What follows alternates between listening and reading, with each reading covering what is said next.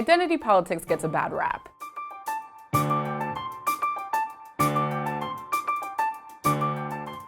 We often fall into the trap of believing that we are somehow less sophisticated if we use points of shared experience or identity as part of our decision-making process. But that's exactly what happened in 2016. Study after study shows that feelings of racial and gender hostility, as well as xenophobia, drove voters to supporting Trump. In fact, it's the main predictor among party switchers, or the roughly 6 to 9 million people that voted for Barack Obama then switched to Trump. These feelings of hostility are far more predictive than feelings of economic distress.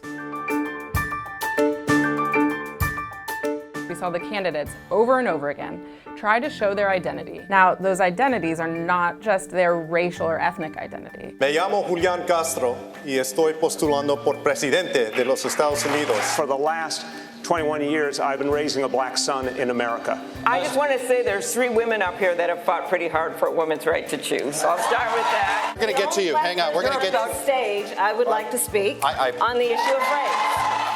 One of the challenges that is facing all of these candidates is whether or not they can prove that they are someone who understands the lived experience of people who are very different from them. And Senator Harris delivered what will probably be the most memorable line of both debates. There was a little girl in California who was part of the second class to integrate her public schools. And she was bused to school every day. And that little girl was me. One of the tensions that we've really seen at the heart of the debates is whether or not the activist and progressive and newer members of the Democratic Party are going to be the ones who lead us forward, or if it's going to be the establishment, the trusted, the tried, the true wing of the party. From reparations to every candidate on the stage raising their hand and saying that undocumented immigrants deserve health care coverage. Those are value propositions that are being made by this party right now that is radically different than probably even a few years ago, and certainly different than the conversations that are happening on the right. At a time when our sitting president ran, won, and has governed with cultural supremacy as the central organizing principle, showing up fully and proudly and valuing plurality has never mattered more.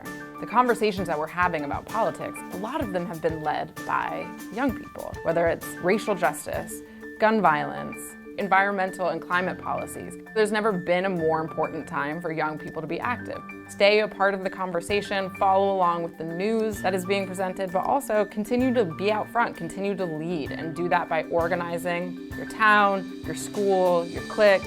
All of that is so important.